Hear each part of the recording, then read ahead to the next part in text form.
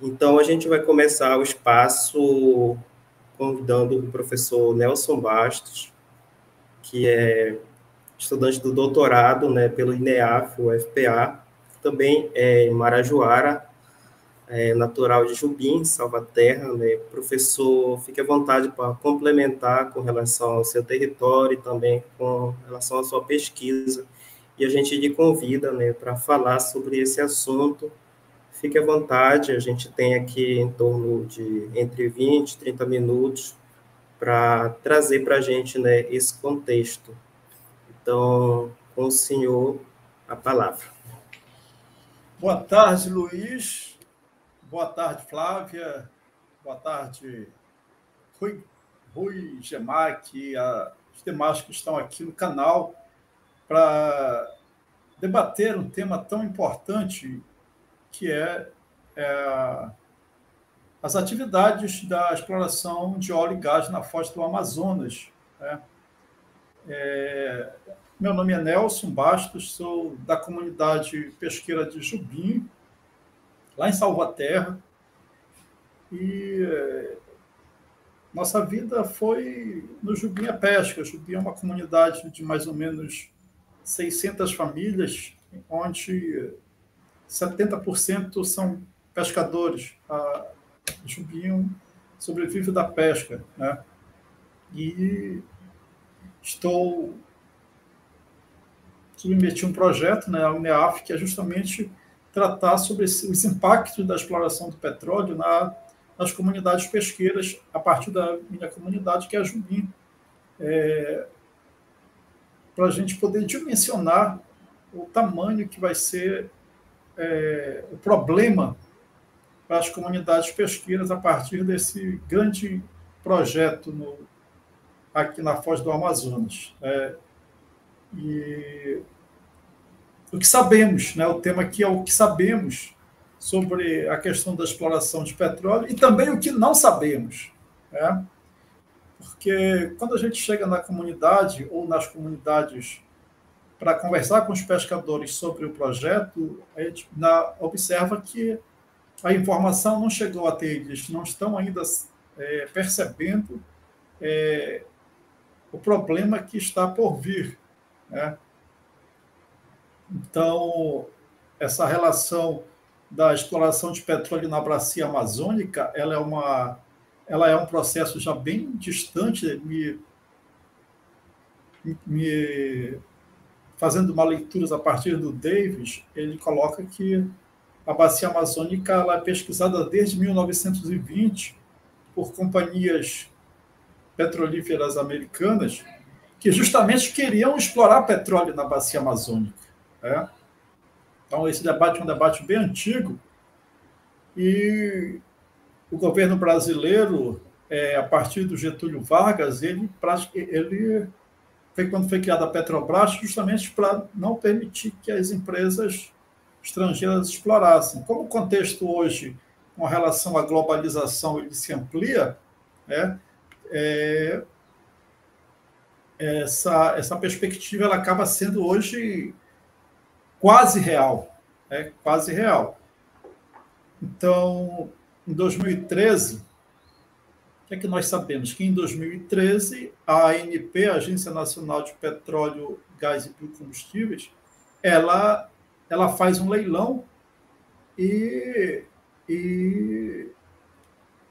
onde aliás, foi um leilão dos mais concorridos por conta dessa perspectiva de ter petróleo nessa área que chamam de margem equatorial. E por que se considera hoje que a margem equatorial ela é uma grande fronteira petrolífera? A partir da exploração das Guianas, que foi descoberta uma grande... Na bacia sedimentar das Guianas está concentrada uma grande perspectiva de exploração. E a perspectiva aqui na margem equatorial é de 45 bilhões de barris de petróleo. Então, essa corrida louca aí que levou esse consórcio a perfurar a Foz do Amazonas está aí desde 2013, né? Que vem se A princípio, a empresa era a Total, que é uma multinacional francesa, depois passou para a BP, uma outra grande companhia inglesa, e, por fim, agora a Petrobras assume. E a situação é a seguinte, que é o que preocupa, né? Na realidade, o que é que tá impedindo hoje a empresa, as empresas não terem acesso ao licenciamento ambiental? O primeiro é os estudos inconsistentes e o desconhecimento sobre a nossa região. E principalmente essa região, que é uma região de transição do Rio Amazonas com o Oceano Atlântico, onde tem influência de correntes marinhas vindas do oceano, de grande volume de sedimentos vindo do Amazonas, sem contar com a influência dos ventos. Se você for analisar uma obra que chama dos Rios Voadores, você vai perceber que esse contexto ele é muito complexo para essa região. E o que não é levado em consideração? Essa relação de onde nós estamos hoje, aqui na linha do Equador, eu acho que esse é o principal ponto que nós precisamos chamar a comunidade científica para debater e por que não perfurar petróleo na foz do Amazonas. Não é a questão apenas econômica que está em jogo hoje. E quando a gente observa o estudo da FIEPA, inclusive a FIEPA está contrapondo os estudos sobre a questão dos corais, dizendo que não existe, isso é uma invenção. Então, a FIEPA, que é a Federação das Indústrias do Estado do Pará, ela contratou aí pessoal da área da geofísica, das geociências, para explicarem o que não tem explicação. E aí, como é que você vai tratar num processo desse complexo que envolve corrente da plataforma continental, corrente da plataforma oceânica, que envolve, sim, a questão geológica, que envolve, sim, as questões sísmicas, mas também envolve populações tradicionais e seus territórios de pesca que estão há séculos aqui num processo de resistência, com modos de vida próprio. E eu penso que nisso tudo o mais grave é justamente os dois principais ecossistemas, que é o ecossistema do Recife de Corais e o ecossistema de mangue. Eu acho que o central desse processo todo de impedir essa loucura que é perfurar petróleo na foz do Amazonas, acho que a centralidade é esses dois ecossistemas únicos no planeta. Aqui no Pacoval, que está na Resex Marinha de Sole, que ela faz a confluência aqui com... Quando nós pescávamos lá na década de 80, o que se observa é que em um determinado momento, dependendo da época do ano, há uma grande variedade de espécies. Taurada, pescada amarela, pescada branca, filhote, gurijuba, enfim. São várias espécies. E meu pai e meu avô consideravam que, a partir do Pacoval, é um grande berçário, especialmente de peixes, que tem tudo a ver tem tudo a ver com os estudos do Greenpeace nessa identificação dessa vamos dizer, desse território de cadeias de ecossistemas de corais, Recife de Corais. Então, se você for analisar os estudos que o Greenpeace produziu, eu estava observando bem em frente ao Pacoval, você vai observar que a partir dali começa a cadeia de recifes de corais, que pode ter tudo a ver com o que nossos avós, nossos pais falavam sobre essa abundância de pescado que no período da pesca industrial houve uma grande devastação de espécies nessa área aqui. Então,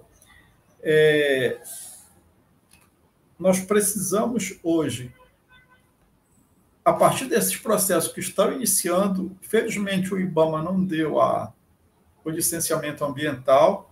Hoje você observa um conflito entre o Ministério do Meio Ambiente, o Ministério das Minas e Energias e o presidente da Petrobras, onde o Ministério do Meio Ambiente ele é contrário à exploração, sem que esses estudos sejam aprofundados. Então, o nosso projeto de pesquisa ele vai justamente tentar compreender como se dará essa relação socioambiental a partir desses elementos de devastação de ecossistemas e destruição da biodiversidade, principalmente nas comunidades pesqueiras. Então, é por isso que, só lembrando aqui, a Petrobras ela está contratando 60 pesquisadores a partir da iniciativa do Ministério Público de não permitir que o IBAMA liberasse o licenciamento ambiental sem que novos estudos fossem levantados. Então, a Petrobras está chamando 60 pesquisadores de instituições de pesquisa aqui do Brasil e de fora do Brasil para tentarem reverter esse processo que é o principal, é a relação do entendimento das correntes, tanto da plataforma continental quanto da plataforma oceânica. E a partir daí, eles tomarem uma definição realmente como é que vai se dar o processo da exploração. Então, como aqui o processo é muito novo, e parabenizar aqui o Observatório do Marajó por essa iniciativa de estar levando para nossas comunidades, chamar os pesquisadores que estão levantando essa temática, para que as nossas comunidades pesqueiras, mais uma vez, não sejam devastadas por projetos desenvolvimentistas que estão nos rodeando aí há séculos, sem resolver os nossos principais problemas. Se a gente vai tratar aqui do Marajó, o Marajó ele é sempre tido como uma região rica, com biodiversidade única, mas quando você vai observar os projetos do Estado para trazer para a nossa região, que eu não considero nem desenvolvimento, mas bem viver, para as comunidades tradicionais que estão lá, você vê uma completa forma de exclusão do mapa. O Marajó está fora do mapa de processos. Inclusive, ontem em Soure teve um evento importante da cadeia produtiva dos territórios do Marajó, puxado pelo pelo MAPA, que é o Ministério da Agricultura e Abastecimento, onde não se chegou do nada a lugar nenhum. Então, aí você vê como estão tratando as comunidades tradicionais do Marajó.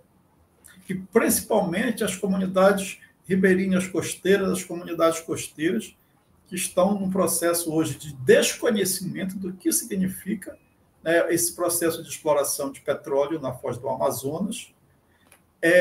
E, por outro lado, nós temos uma associação de prefeitos e e vereadores aqui da região que também acham que, eu acho que até defendem, por conta de que vai trazer royalties. Royalties para quem? Então, um dos nossos questionamentos é justamente por que as comunidades tradicionais não foram ouvidas a partir do que, do que recomenda a Convenção 69. Por que as comunidades tradicionais pesqueiras do Marajó elas não foram chamadas para fazer o debate sobre se aceita ou não essa... E aí é muito cômodo para quem tem interesse que explore petróleo na Foz do Amazonas. As grandes oligarquias políticas do Pará querem, e sem levar em consideração quem vai ser os mais impactados nesse processo todo. A princípio, era esse o comentário que eu queria fazer, e se vocês tiverem perguntas, se a gente puder fazer bater essa bola aqui, né, para a gente ir aprofundando mais esse processo de o que se sabe e o que não se sabe com relação a esse grande projeto de destruição de ecossistemas, de devastação de biodiversidade, que eu considero que é a devastação da sociobiodiversidade, porque nós temos povos e comunidades tradicionais na linha de fogo desse processo todo de violência do Estado contra nós, que é um processo muito violento. E a princípio, eu quero destacar esses pontos aí. O principal desafio nosso é reafirmar e se apropriar de todos esses debates, e especialmente essa questão dos ecossistemas de mangue e dos recifes de corais. Que, se isso ocorrer, é um problema que talvez não tenha retorno. Tá?